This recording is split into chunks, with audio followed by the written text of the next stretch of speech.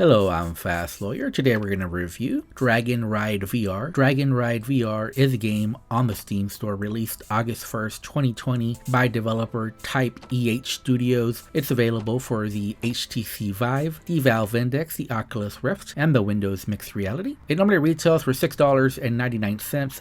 I got a free Steam key through the Steam Creator Connect program to review this game. I tested this game out on the Oculus Quest 2 using the Oculus Link cable. DragonRide VR is basically a game where you ride a dragon. Okay, it's really a roller coaster ride, except instead of riding on a coaster, you're riding on a dragon. Now, the cool thing about this game is that there are several options for how you want to experience it. So there's the standard roller coaster type experience where you're just on the dragon and the dragon goes on a pre-selected flight path around the map. That is actually my favorite mode in this game. There's also a free flight mode where you can basically fly the dragon throughout the map and you control where it flies. So you control the height, the direction it's going. The controls are pretty much your standard flight controls, so you're using really the motion controller as a gamepad to control this dragon. Unfortunately for me, that was not the most immersive way to have done that. I would have preferred a system where maybe you have like a rope, or maybe you're hanging onto the saddle, or maybe you're pushing the dragon forward or up, some other control method versus the one that's in this game. Again, you're just basically using your joysticks on the Oculus Quest 2 to control the dragon. I would have preferred a more motion controller based system where maybe you're leaning your body left and right to make it turn left and right, and maybe leaning back and forth to go up and down. Just some other more immersive way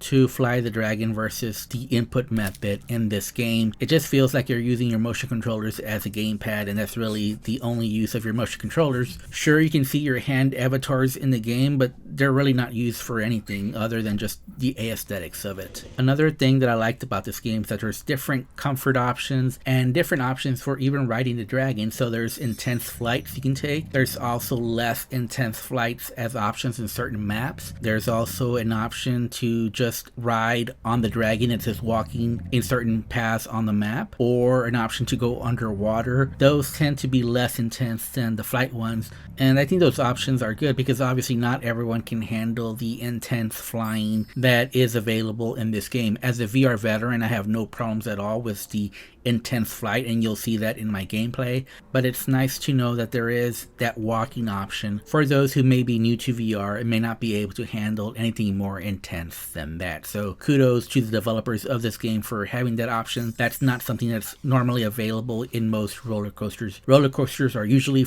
only for VR veterans, but in this game there seems to be something that's approachable by almost anyone. Besides those flight and comfort options, there's also some game options. There's one where you pop balloons up in the air. There's one where you find and drop eggs in another gameplay variant, and those might be nice for those who are just wanting to spend more time in this world. The other option available, the other gameplay, is called the panoramic mode, and that's just where you go from scene to scene and enjoy the visuals. This was my second favorite part of this game, and it's also something that I think most people would be able to enjoy because basically you're just going from scene to scene, automatically teleported, so it's not very intense, but the visuals are stunning, especially in these panoramic modes, and it really shows off just how beautiful some portions of the map are. I just wish that the map was that beautiful all around. When you're flying, you really see some unevenness in the maps. There's some great looking parts of the map, but there's also some parts of the map that are less than stunning. DragonRide VR is running on the Unreal Engine. On my RTX 3080, I was getting a steady 90 frames per second, although I did have to lower some of the graphical options. At first I had it on the highest graphical settings with all the options, all the bells and whistles. I did turn off dynamic shadows. The shadows from dynamic shadows just did not look good at all, so I had to turn that off, and I also turned it off from ultra high to just high settings.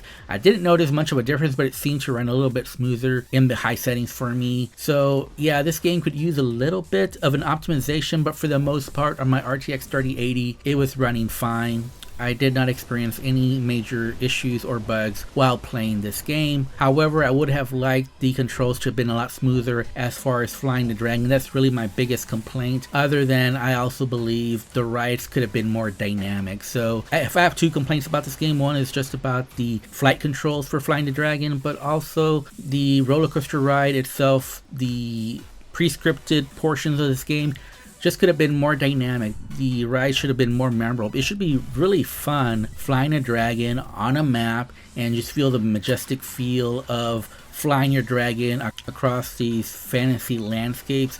It really should be a thrilling ride, and there are moments where it is thrilling, where I really did enjoy it, but I never enjoyed the full ride, and I think that's because there really isn't a full beginning and end to the scripted ride, and it really needs that better direction as far as the rides go. I really think it could have been better scripted, just more dynamic, just more twists, more turns, more great vistas. There were portions that I really liked, but the ride overall just wasn't as fantastic as it could have been. And while I think this game, the visuals are better than most VR roller coaster games, it wouldn't count among my top 10 list of VR roller coasters. As such, if I have to rate this game, I would give it a 6.5 out of 10. I really liked a lot of things about this game. There are some great moments, exhilarating moments in this game. Like I mentioned, some parts of the Dragon Ride are great, and also some of the panoramic mode views are excellent, but overall it was just lacking and not as good as the top-notch VR roller coaster rides. Again, it just needed to be more dynamic, more thrilling, just better scripted,